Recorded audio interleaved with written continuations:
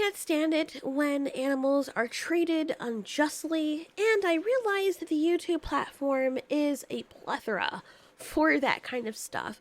People making a whole bunch of channels with creatures and animals being placed in situations on purpose to get hurt, or they actually hurt the animals before filming and then pretend to save them. They try to mirror all of the other channels that have gotten here by legit work. And I hate to say it, but most of these videos are coming from people who do not live in the States and claim they are in the States, and are from countries that don't specifically have laws against animal cruelty. Here we'll be looking at one such video, a new channel, and I am going to definitely blow up their spot because this is what we do. The channel is called Animal Rescue Center. These are the same group of people that keep on making a whole bunch of channels every time their other one gets put down. Here's what their about page says, which you can tell is totally fake. First of all, people who are going to start these rescue channels, who are just picking dogs off the street, they don't readily just ask for people's PayPal donations. They don't do that shit. I have seen and followed so many of them that literally just start doing that and try to help the animal by making it comfortable, or taking it to the vet, or giving it to someone, or asking someone for help to take it for the vet. They also mostly do talking. Their description reads, "We are from the Animal Rescue Team." A very innocuous title. "We have been in the business for many years, specializing in rescuing homeless or abandoned animals." Of course you have. "Surely you are also an animal lover when watching this video of us. We've all owned a beloved animal, and we all understand the pain of an abandoned animal. Now our rescue area is overrun with poor animals. The bad thing about this is that we are currently unable to provide enough food, or food is in short supply. We hope everyone can do a small part to support the animals in need. Thanks, everyone." And looking at this first glance, you're like, "Aw, that's so sweet. They would never hurt the animals. They're just trying to help." Are they, though?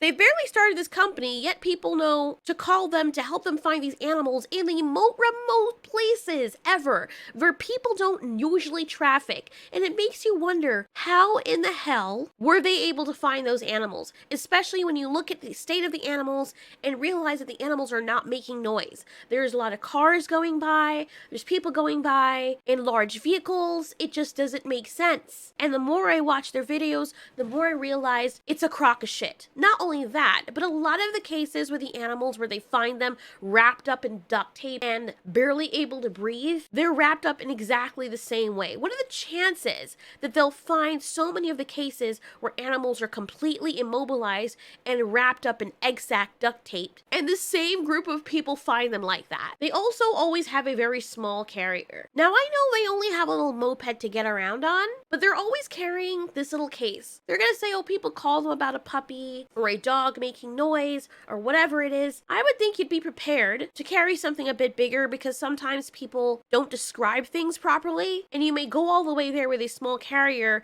and realize that the puppy's a lot larger. How do you know the exact type of carrier to carry? This is always the same carrier that they're using in every video. So then they get one of their friends who are in on it to point to them, "Oh, I heard something over there in the gully." So they drive all the way over there and look at the remote area. They get these freaking bags off of Amazon and get t-shirts and make them look like they're official, put on masks to make them look official, so that people can think who are watching, "Oh, we're the real deal. We look like the other people, like Hope for Paws that you follow." They watch those bigger channels so they know what to emulate. So they look over into this area all the way down there, and they're acting like they're looking for the animal. And when you see, like, some of the areas where the animals are, with all the traffic that's going by, you have to wonder to yourself, how do you know exactly where to go to find this animal? Then he's like, "Oh, I don't know where it is." So then they go somewhere else, like they didn't fucking throw the animal down there, and look at the remote area. Look at this remote area. The time someone's gonna get to a phone and call someone, or wait, or really care about the animal enough to phone it in, they would have stayed by the area, just like those other legit videos do, so they can point to where the animal is. But maybe I'm being too harsh. Maybe those people have something to do. So they phoned these people and told them to come here straight away and gave them a general idea of where the animal is. They finally point to the animal, and they're like, it's all the way down there in the rubbish. Notice also with all of these channels, they use the stupid, same Amazing Grace music over and over again. Like the saddest music. Oh my God, we're trying to tug at your heartstrings. Donate to us because we couldn't do this without you. And look at the puppy. The puppy is unable to talk, completely wrapped up in this thing. I mean, look at, I just want you to know, look at how it is wrapped up. And they're like, oh, let's get the puppy. Let's leave the crate. They unwrap the puppy. Good thing the puppy is exactly the right size it needs to be for that crate. Then they put the subtitles at the bottom like, thank you for always supporting our animal rescue team, because it's the same thing that they've seen the dodo do. When they finally unwrap the puppy, they do a whole clean down there to make it look like they're cleaning off the puppy. They give it food, they give it water, they don't check for injuries. Then the guy stuffs the puppy in the crate. I mean, like straight up stuffs him in there. Then they go home, and this is the same setup that they have. They go home, they wash the animal in a bucket, blow dry the animal, stick a thermometer up its ass to check its temperature. I'm not fucking around. Then they feed it this, whatever the hell this concoction is, clean out its ears with a Q-tip, and put a nice collar in it. Oh my God, puppy, you're okay now. And this may not seem as bad. This is only one of their tamer videos. While you think it's cute and it's nice how they're saving these puppies and how happy they are, it starts getting worse when you realize that animals are actually being hurt. We've got a puppy literally bleeding out here, and some of the cases just look highly suspicious because the puppies are placed in situations that they ordinarily wouldn't be in. It may seem like I'm picking on these people, but here's something else I would like to show you. Here's one of those videos that they put out on April 22nd, right? Check out this dog. This dog is wrapped up in the same way another dog when another video was wrapped up, the one that we just watched, and another dog was wrapped up. Again, they are called and they go to this area and pretend like they're looking for the dog and where it is. They're like, oh my God, look at how it's tied up, just like the other one. How would they even, the dog's mouth is shut. The dog can still whine, but the puppy's not going to be making that much noise for people to recognize that it's there. It's wrapped up in the same way the other one was wrapped up. But you may be still saying, oh, it's not his fault. How can you say it's his fault? Somebody else did it. And maybe it's some kind of trend thing. Maybe it is. But I find it kind of sus. This is some yellow, bright yellow duct tape. I have not seen this kind of tape, and it's not regularly used. He picks up the puppy, and they're usually puppies. Most of their videos are puppies or animals that they can manage, that aren't going to fight them when they're doing stuff to them. So he brings over his stuff, he starts peeling off the duct tape, right? It's an arduous process, and of course probably very painful for the puppy because taking duct tape off your skin is harsh enough. Imagine having it stuck to fur. So he's doing all of that and peeling off the duct tape, right? Oh my God, he's such a great guy. The puppy's free. It's a long process, and they have to make it a long process so they can milk those views. Meanwhile, the entire time you're watching this, you're like, how could anybody do such a thing? Thank God for these guys. How wonderful they are for saving this dog from these cruel people that like to hurt animals. Here's where it gets funny. He opens his bag. Oh my word. What the fuck is that in his bag? Oh, hell no. No, that could not be the same bright yellow duct tape that he just peeled off the dog in a neat little coil, like he just bought it from the store, in his fucking bag. He spent all that time peeling that duct tape off that puppy and saving him, and then we open his bag and find a roll of duct tape in his bag. The same exact bright yellow duct tape that's not commonly used, even in this country, in his fucking bag. What are the chances of him coming to this rescue and finding a puppy that is binded up in the same way we see a lot of the other puppies in their videos, and he's bound up with the same bright yellow duct tape that this guy just happens to have neatly tucked away in his bag? A lot of people see this shit and they're like, oh my God, these people are so sweet. Let's donate our money to them. Oh yes, look at what they're doing. Oh, these people are saviors. And all in their comments are people like that. They have a habit also of deleting negative comments until it gets to be so much that they turn off the comments. And by the time they turn off the comments, they have to delete their channel because people will realize that, you have the top comments turned off. There's something wrong. That is usually YouTube's way of saying what you're doing in the video is sus. If there's no children in the video and the video is not like that old, or it's newer and there's no children in it and it has comments turned off, usually there's a lot of backlash. And then you have to wonder why. I love how their title is literally, Lil Puppy was abandoned in the trash bag by someone, but luckily we found her. Yeah.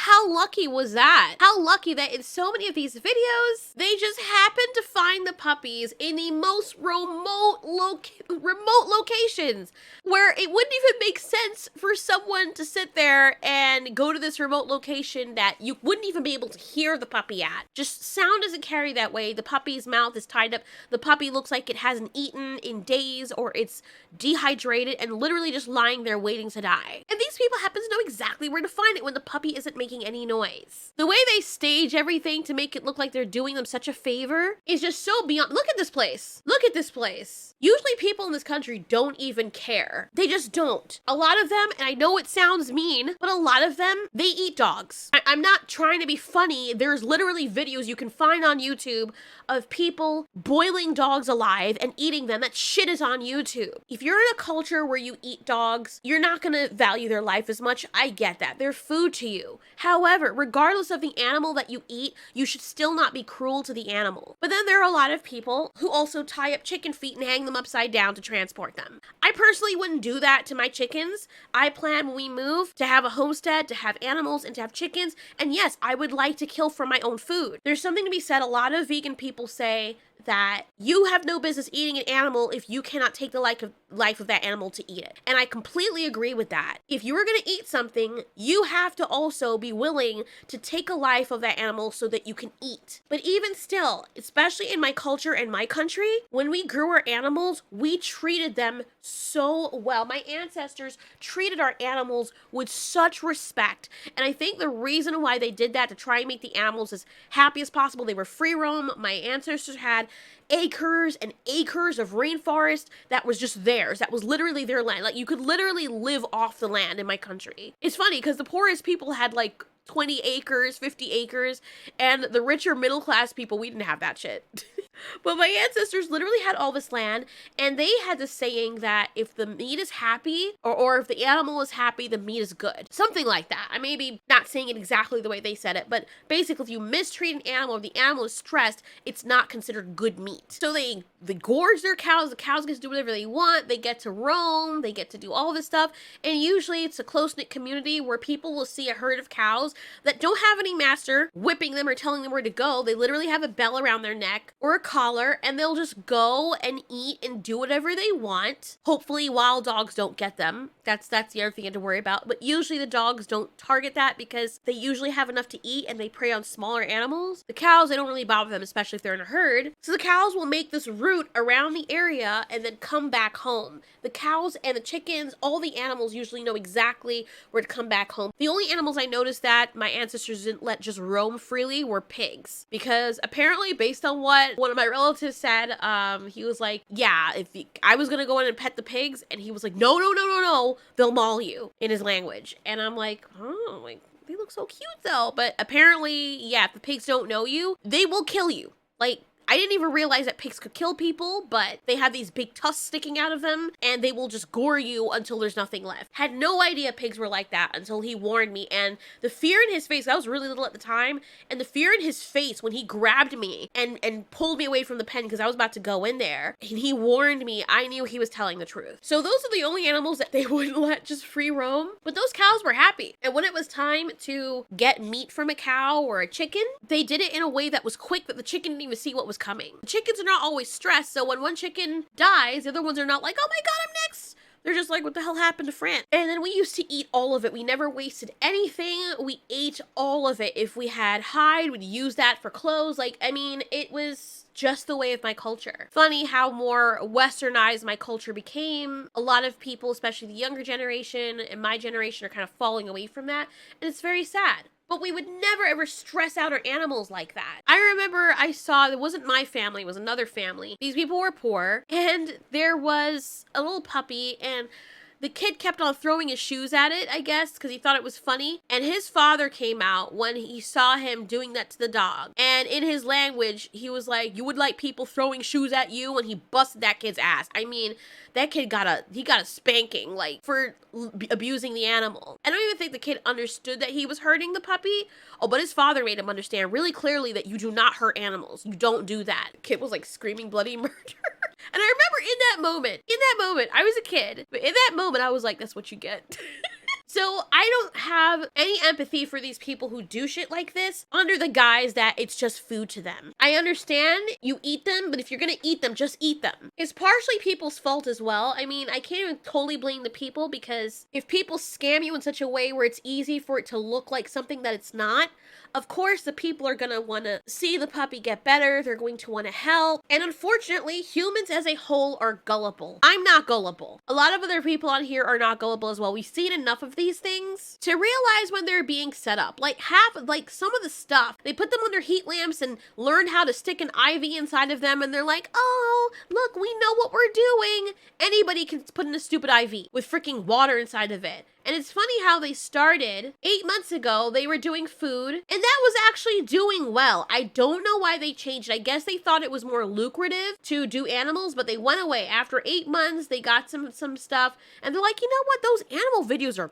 they're kicking, man. Let's start doing that. After 8 months, they come back and they just start rescuing animals because they see how those videos blow up instead of these videos. Even though these videos were doing well, they were like, it's not kicking fast enough. Helly, look at this. 2 weeks ago, and they got almost 1 million views and people donating to them. They're like, this is the shit, man. We got these other channels out here getting all the money. We should be doing this too.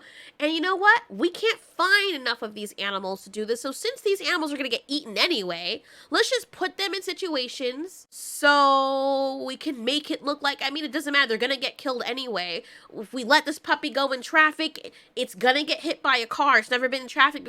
Whoops. Oh no. Now we can save him now that he got hit by a car. It's fucking disgusting. I'm sorry. These channels need to be shut down.